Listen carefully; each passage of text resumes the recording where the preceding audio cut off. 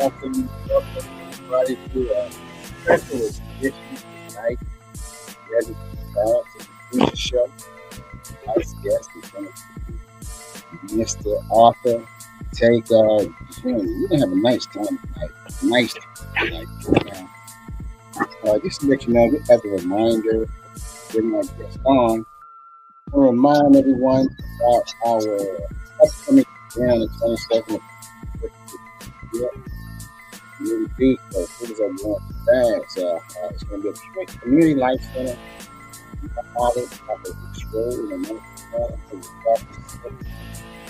In the 10 o'clock, and we're going to honor three legendary honorees.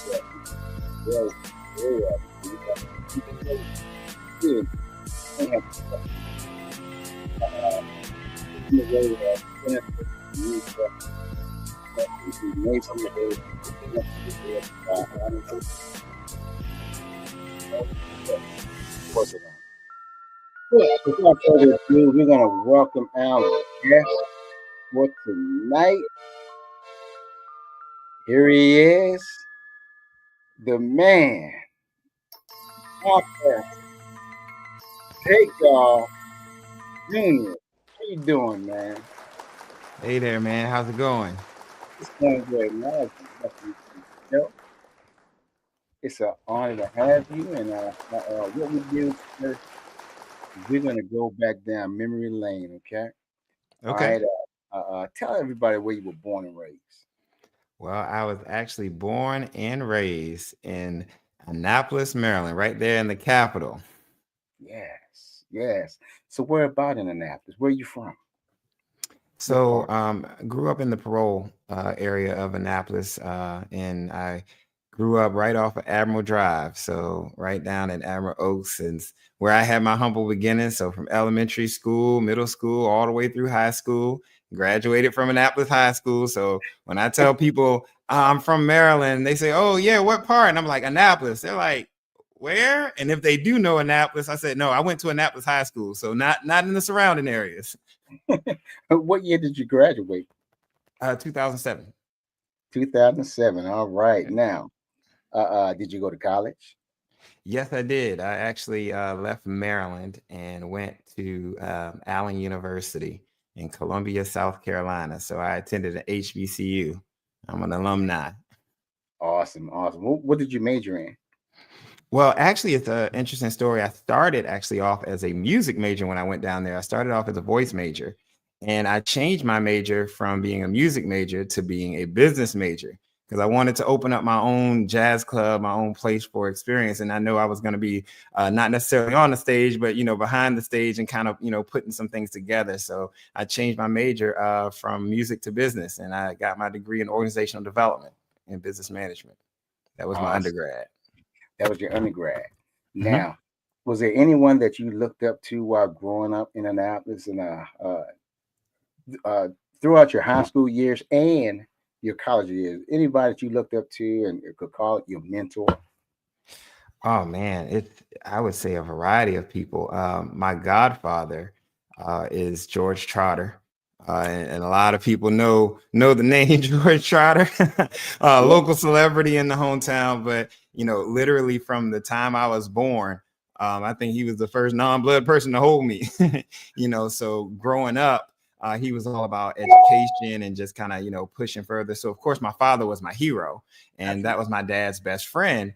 And so between the two of them, although he was not always right there in my face, he was always whispering behind my ear and giving me some words of encouragement or, really kind of guide me to the next steps in my future. Oh, that's awesome. That's awesome, man. Now, did you participate in any sports growing up? I did not actually. I had a desire to, but I actually worked. I worked during my high school years, so I Okay. know people say, "Oh, he's well groomed. He's a pretty boy. Doesn't get his hands dirty." But I actually worked at a Jiffy Lube right on West Street all 4 years of my high school. So I did a little automotive repair, and so that didn't leave time to hit the track or be on the football field. I But understand. I did take martial arts growing up, though. I did do that. Okay, okay, okay. Now we're gonna begin this with your Take Our Book series. Okay, Can we do that? Is that okay? Yeah. Yeah, sure, absolutely. Let's talk a little bit about the Light of Legacy series. All right, it seemed to be picking up a little. So, can you share a little about the storyline and what inspired you to write this? So the last name Takeall, I've obviously had it my whole life. And of course, growing up, sometimes I get picked on a little bit, ought to take off and, Mr. Take all the money and things like that. And, I didn't really take, anything negative. That was my name. Mhm. And my father told me when I was probably about 4 or 5 years old about the origin story of our last name, which just kind of seemed to be almost like a fairy tale, little fantasy story, right? And so when I didn't really ask much about family, my dad had two sisters, my Mhm. aunt Jacqueline and my aunt Joyce, and neither one of them got married. Neither one of them had children. So, all of my take all lineage family, I knew they were somewhere, but they weren't in Annapolis, right? Yeah. And so when I started to go to college and came to South Carolina, I knew my mother's side of the family was from South Carolina. And I remember my dad saying that my father's side of the family was, from down here as well. And so when I got to South Carolina, I was blown away at the history of just people, period. But then I started to realize where my roots came from, and all of the stuff that my father had told me was true. And I started finding evidence over time that the Take All last name wasn't just the name that was made up on radio when he was in entertainment. And it wasn't just a gimmick, but it actually had some history to it. And so that was that journey to kind of do some self-discovery, discovery about family, discovery about lineage and legacy. But also, too, I learned a lot more about my father. Um, like I said, I've always heard stories, and he told me things about his life and things that just didn't seem normal to the average person, like, seeing celebrities that would come to town and they'd come and visit us in our apartment. And I thought everybody lived like that. That was normal. And so my father's life was just, it was so unbelievable that when he passed in 2009, I wanted to create something. I thought that it would make a great movie. As a matter of fact, when I made this slideshow at his memorial service, I was like, well, the only way to get a movie is to have a script. The only way to have a script is to write a story. And I don't write books. That's not my thing. I'm an orator. I'll talk, I'll teach, I'll train, but Uh, let's just say that there was a different plan. And so when that ancestral voice kind of came in, and that intuition and that instinct, and God himself just said, hey, you got some things to do. Tell the story. The story need to be told. And the best way to do it is to put it on the pages. oh, that's awesome, man. That's awesome. So what can readers expect from future books and series that you may create? So this book is actually based around my father's life, and this actually only covers from age 5 until about age 18. And when he passed in 2009, he was 62. And so interwoven throughout this story is, stories and ancestry Mm. from, the late 1800s. And then, of course, my father's life as a child until he graduated from Bates High School. And so if that's in book 1, well, obviously he didn't, transition at age 18. So the next portions of the story is going to be a next 20-year phase of his life. He joined the military. He moved out to Las Vegas, worked for James Brown radio stations, was Billboard magazine #1 radio personality. He was a national spokesperson. I mean, he really lived a amazing life, but he was always guided by those who came before him and all those who were around him. And so I want to stay true to the history of the story, but the way that the story is written is, again, it's almost unbelievable. And so keeping and honoring the past as well as the present, and Yeah. intertwining a little bit of the future. Wow. Wow. So that takes me to and you pretty much answered it, but many books have hidden messages, right? So Mhm. what do you hope readers will gain from the Light legacy? I think the core that I would want people to gain from this is that everybody has a story. Mhm. And to really truly understand who you are, you have to understand who came before you, the trials and tribulations, but somebody came before them and somebody came between them. And whether it's traumas or whether it's triumphs, that person's life is what got passed down to you. And that's what they had to give to you, their lessons, their failures, their successes, everything. And so I really think that one of the hidden messages is self-discovery and legacy. I think that that would be one of the biggest things to kind of hit home, and to Yes. take the time and discover who you are.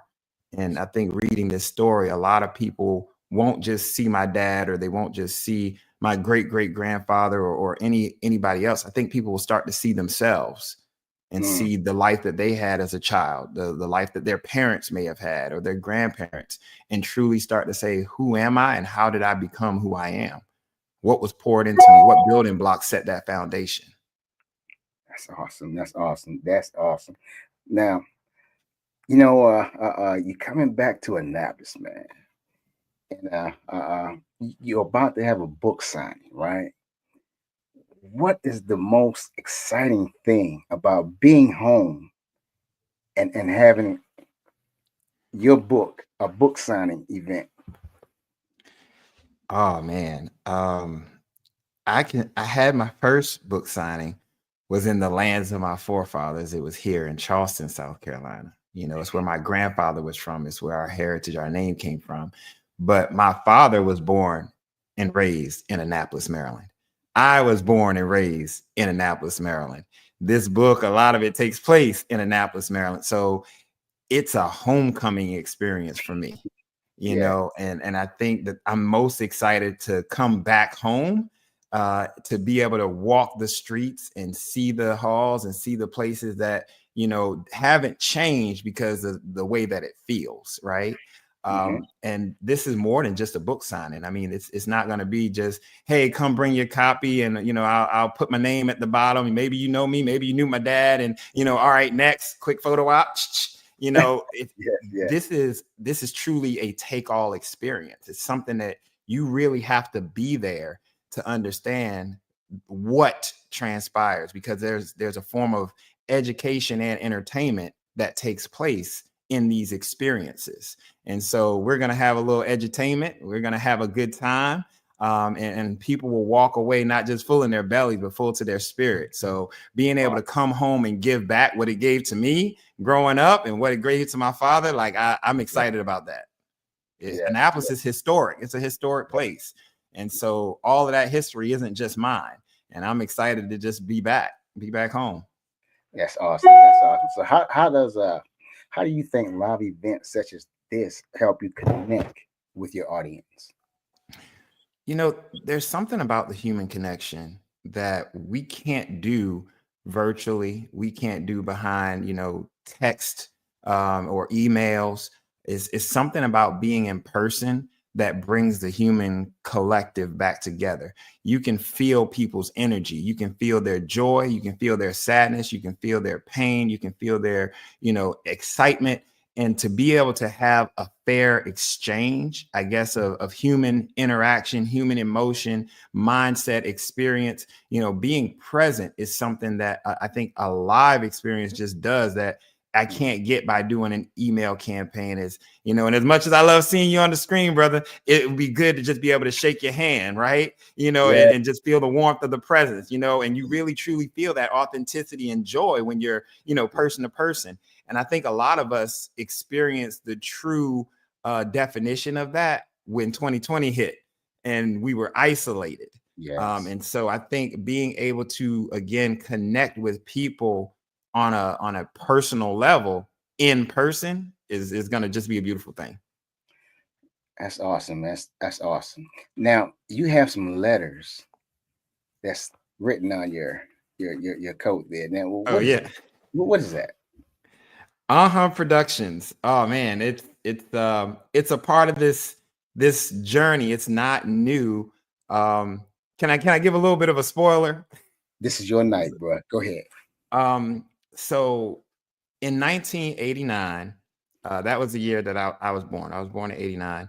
Um, April of 1989, my father filed for a business, and he called that business FullHawse Productions, and it's full, FullHawse.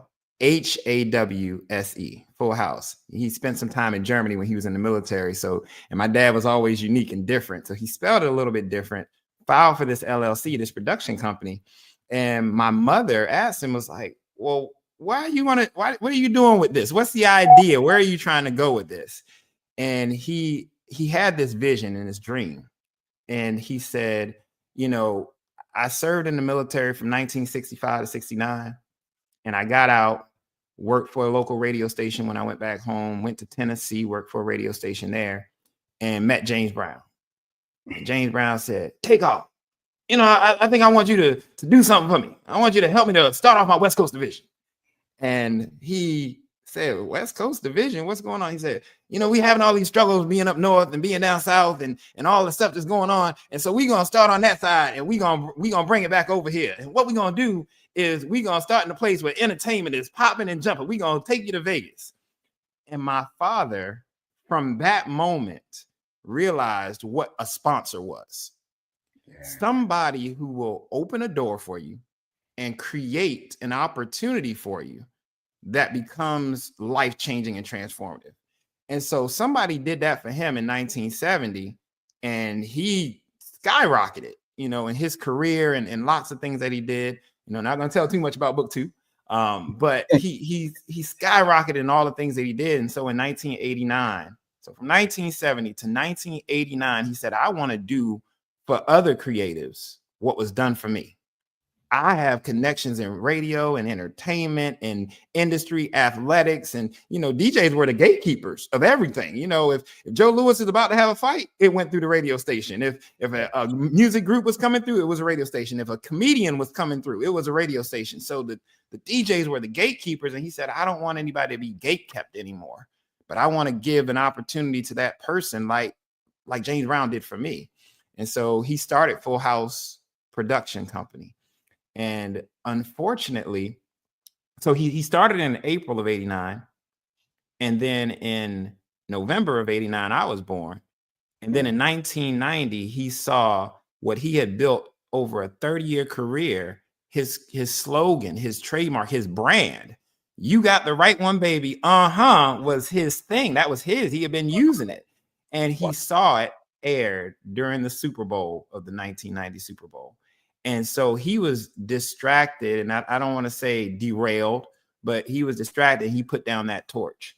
And so the idea of, similar to what Keenan Ivory Wayans did with In Living Color, right? Mm-hmm. Jamie Foxx and Jennifer Lopez and Jim Carrey, they were discovered because it was a place and an opportunity where other people may not have given them the opportunity to showcase their greatness and their talent.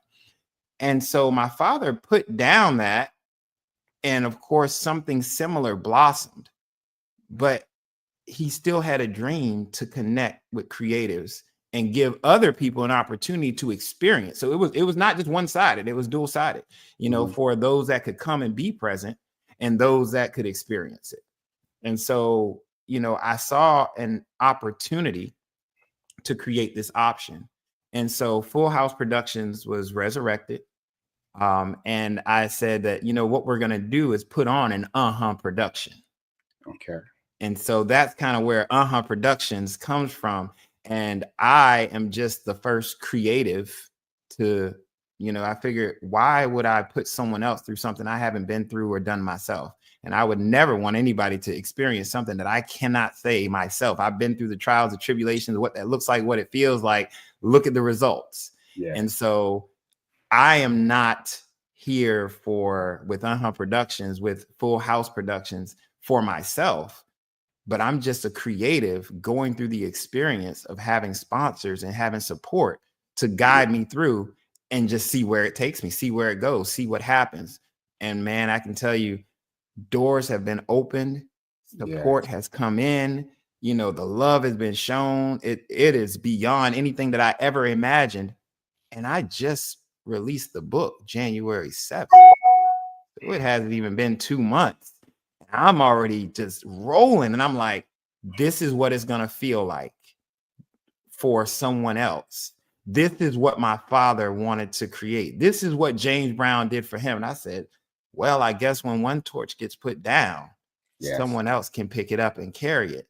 And it's sometimes you can pass the torch like during the Olympics, but this was a situation where this was put down and nobody knew it even existed. So I'm just picking it up and I'm just carrying the light forward.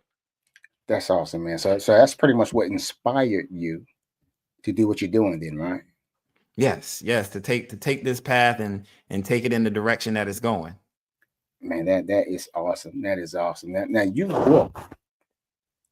you built a brand that supports creatives in multiple ways. Mm-hmm. What kind of impact do you hope to have on the industry?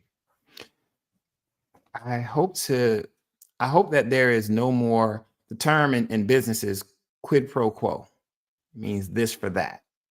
Yeah. Of course, we live in a capitalist country where there's Mm-hmm. an opportunity to make money.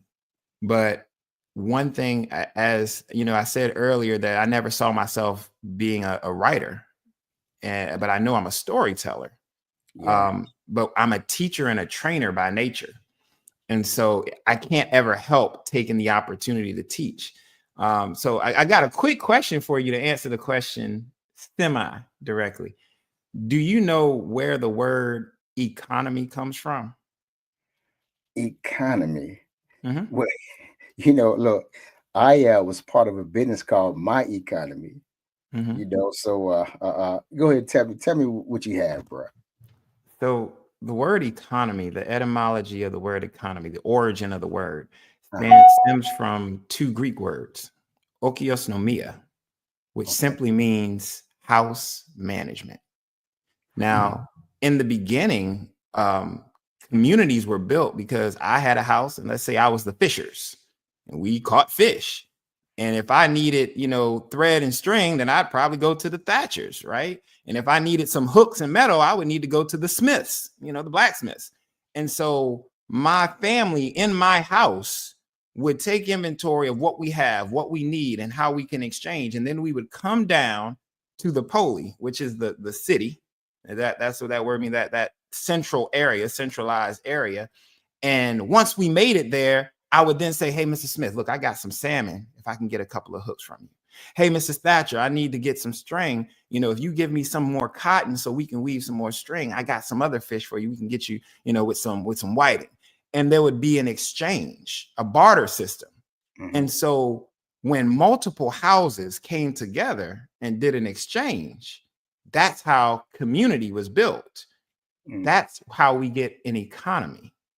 And so the idea and the concept, FullHawse, is about putting our house together and getting our house in order and teaching and bringing our people up the way that they should go.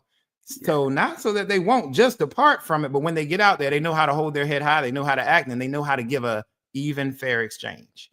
I have a vision of what my father had and what those who came before him had. And, I don't mind, even name dropping. Chadwick Boseman at some point was performing, and Denzel Washington said, you see that kid up there? He's going to be somebody. Let me contribute. Let me pour into his success. There was a space and an opportunity where that was created for him to see that young man. And look at the legends that came together. One legend was born because another legend saw a future legend. That's what FullHawse is going to do. I'm speaking in affirmation. That's what FullHawse is going to do. It's going to bring people together and create a community of collective economies that will come together, whether you're an artist, whether you are a poet, whether you're an actor, whether you're an author, whether you're a speaker, a trainer, a comedian, whatever that may be, and create an opportunity for that exposure where those can come together and we can have that exchange and enjoy our system together. And even if you look at Annapolis, it is two words, Anna Poli. That's good. It is an economy. I thank you for that lesson right there, bro. Now you speak about FullHawse. Well, what can the Legend Show do to help you push the FullHawse to get it out there? Well, exactly what we're doing right now. It starts with a conversation. I have things, but nobody knows what I have unless people see, unless people hear. unless people can touch, unless we're using all of the senses that we have. I said that that live event that we're going to put forth is not going to be an event. It's going to be an experience. People are going to be able to touch, taste, hear, smell. It's going to be an experience, right? Well, if there was nobody to bring them to the place, then they would not know what experiences they're missing out on. So what this show does is it creates an opportunity for us to come together. This is almost like that meeting place that I explained, where the houses are coming together and having an exchange and saying, hey, you may not even have known that you needed this, but here's where it is. Here's where it's going to be. This is what we have. There's going to be other opportunities through this relationships where somebody else is going to be sitting where I'm sitting right now as a creative, expressing what they're doing. And it's all because what FullHawse, what Productions was able to bring together, because this relationship between you and I is exactly what the show is doing for the world. It's creating that exposure. That's awesome. Awesome. Well said. Well said, my brother. Now, what's the best piece of advice you ever received as a creative? Oh man, the best piece of advice I've ever received as a creative.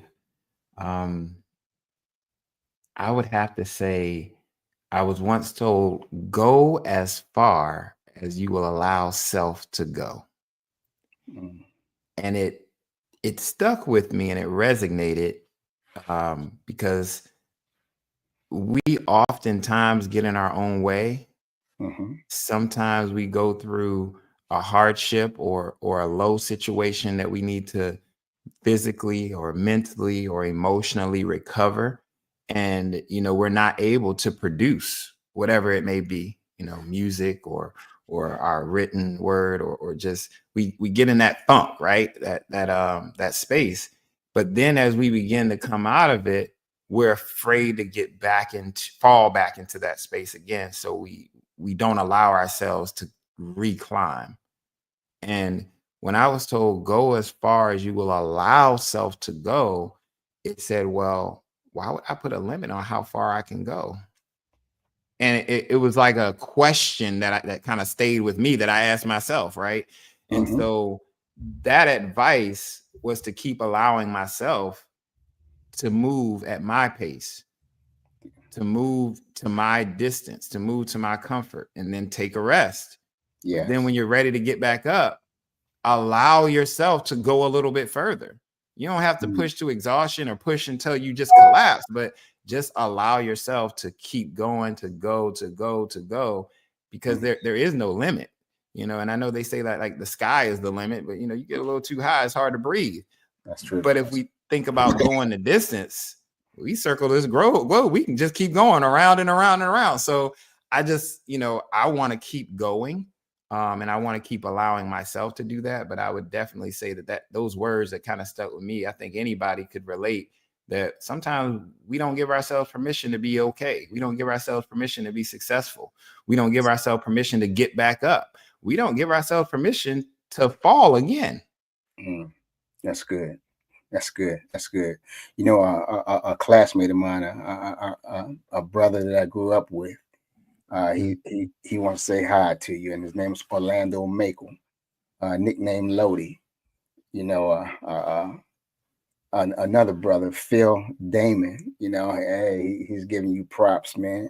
But one thing that I want to bring up to you now, if you had to compare the vibe of your book to existing movies that people might be familiar with, which movie would they be? Compare it to existing movies. I would say that the vibe of this book gives the story of like a Black Forrest Gump with a sprinkle of Wakanda. Okay. Because my father, he was a stutterer when he was a young man, and he struggled with talking. He was also dyslexic, so he struggled with reading. So he did have some of those challenges that, some would say is a disability, but it was poured into him to turn that disability into an ability.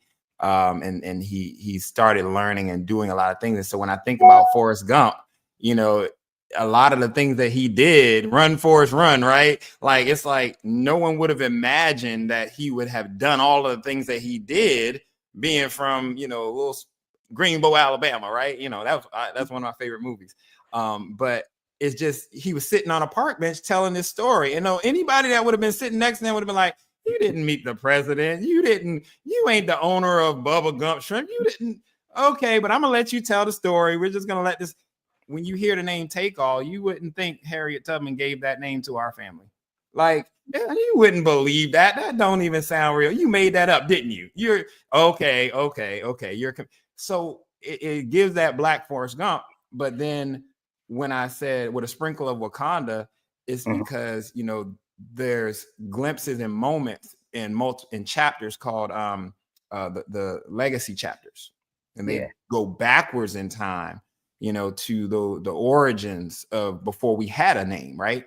And those ancestral moments that, you know, those lessons kind of come back. And I remember, you know, my father talking about, you know, dreams that he would have of his grandfather and dreams he would have of his dad. And, you know, it's like your ancestors speaking to you, you know, and guiding you in real time in a struggle or a situation that you're going with. So the way that this story is written, it isn't just like a biography, you know, it isn't just, it's written almost like that park bench tale, you know, while waiting on the bus, right? But also too, these moments of going into that ancestral plane and having these seeing what your ancestor actually went through, and also relating that to where you are right here, right now, today. And in that moment, you're like, okay, I think I can get through this. So I'm telling multiple stories within this story. There's a story of the past and the ancestors. There is a story of my father just navigating through life as a young man with, you know, these challenges of how to read and how to speak and stuttering, you know, and just being a young Black boy in the 1950s, which come with their own challenges. So yeah, that's the vibe. So if anybody has seen, you know, the Black Panther movie or has seen Forrest Gump, if you read this book or listen to the audiobook, that's exactly what you're gonna feel. So now you consider yourself a storyteller, right? How many books have you authored so far? Officially or unofficially? Well, Officially, I've only authored this one. This is my first public release. Again, you know, with Productions or FullHawse Productions producing this. And it is the first time, like I said, that I put it to pages and published and allowed self to go as far as it could go. This isn't the first story that I've told, but it's the first time that I have allowed it to transcend beyond me verbally telling that story. You know, we learn through those experiences, and I've, like I said, I'm a teacher, I'm a trainer, and I teach by telling stories so people have application, not theory, right? And so this is the first time that I put it on pages and said, hey, let it go and do what it's going to do. So one so far, but I have a couple in the rack, as they say, just waiting. That's awesome. That's awesome. That's awesome.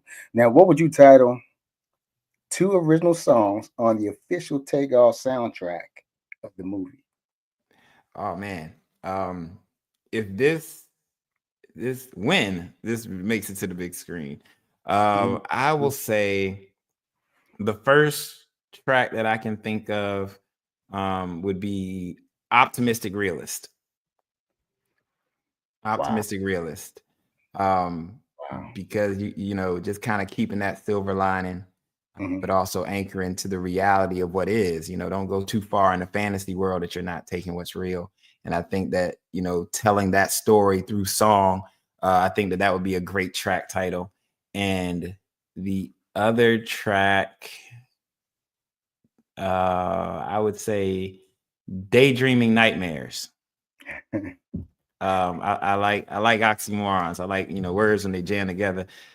Daydreaming Nightmares, because, you know, we walk around with these dreams that we have of what we can do and what we can become, but also too, the world isn't always a nice place around us. And in this book, you know, my dad he's living in some challenges, like real. So it's like every day he's walking through it.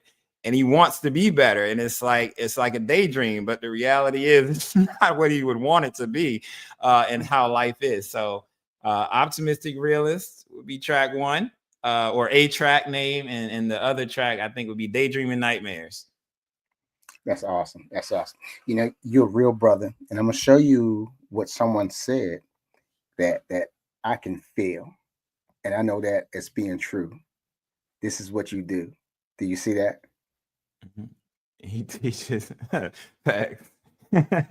Yeah, yeah, yeah. You're very real, and you know you can feel the excitement about what you do and how you want to share it to people. So I can see, you know, big things happening with you. You know, and I am really proud of what you're doing and how you're doing it. You know, Thank you. I wish you were at the event, my event on the 22nd, but you know, I'm going to speak that into existence right now, my brother. Oh yes. Oh So now, yes. if you Support. were to tie together, summarize Productions and your book in 3 core words. 3 core words to summarize the book and Productions. Um, I think the first word would be experiences. That would be a core word. Core word, definitely. Um, Life is an experience, and we have to allow ourselves to live it. And I think experience production, you know, with a creative, with someone who is trying to share their gift or give their message. I think that it's something that other people will experience, and more than just, you know, uh, their expression. So I think that would be one word. I would also say resilience. Wow. Yeah. You know, we in order to be forged through the life experiences, we Mhm. have to be willing to keep going and to get back up and to push through and to discover more about ourselves. And that requires a sense of resilience that it may not always be other people Yes. that's creating those obstacles. It could be self, you know, and so I think resilience would definitely be a word, and the other one is legacy. Yes. Um, Definitely is legacy. It just anchor down. Productions, you know, is creating, like I said, these experiences, but it is truly about legacy and honoring the legacy within, the legacy that we can leave behind to others for the next generation, and also to, you know, the legacy of just being who we are, right? So not just the people before us and who we can have next, but who we are. Absolutely. Absolutely. Now I'm going to let you tell everyone out there that's watching, and if this is the first time that you have viewed this show on YouTube, subscribe. Subscribe to the show. Yes. I want you to leave everyone with uh, something encouraging, something motivating. You know, something that you feel can help encourage someone to chase their dreams, follow their dreams. What would it be? Um, it would probably be a poem. Um, I would probably say a poem that I learned, called "The Test of a Man," and it goes: "The test of a man is the fight that he makes, the grit that he daily shows, the way he stands upon his feet and takes life's numerous bumps and blows. For a coward can smile when there's naught to fear, but nothing his progress bars. But it takes a man to stand and cheer while the other fellow stars. But it isn't the victory after all, but the fight that a brother makes. For a man, when driven against the wall, stands erect and takes the blows of fate. With his head held high, bleeding, bruised, and pale, is the man who will win, his fate defied, for he isn't afraid to fail." The test of a man. Awesome, awesome. And you know what? You see that? The Yeah. legacy of a great man. Yes. You know, I want to thank you for appearing on the show. This was great, and I don't want this to be the first and the last. All right, so we have to bring you back on a Wednesday night. Okay, my team will be on, and we can have some fun. Yeah. You are real. And I'm glad to call you. I'm happy to call you an Annapolitan. You are representing not just yourself and the family, but you are representing us on a whole, and your success is our success. And whatever we can do to support you, we're there. Okay. All right. And I want everybody to know this out there. This was a special edition. There's a book signing coming up. Tell them about your book signing, bro. So the book signing is going to be on March the 22nd from 6 p.m. to 8 p.m. at the Bates Legacy Center, formerly Bates High School. And we're going to have a good time. It's going to be a Takeall experience. It's going to be an production.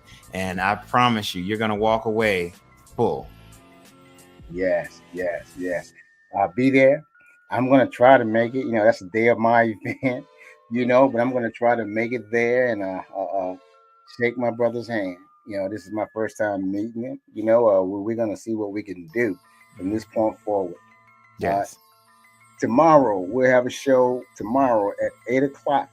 This is Women's History Month, so we're going to have Cynthia Carter as our guest tomorrow. So come back tomorrow. And when you leave here, there's another show coming on at 8 o'clock, the Night Brothers show, or 8:05 rather. Support the brothers. They're going to be at the event, streaming live and conducting interviews on the 22nd. Support them tonight. Be on this show, just like you support us. Support them. I want to say thank you. Thank you for joining. Thank you, my brother. And see you tomorrow night at 8 o'clock. Peace.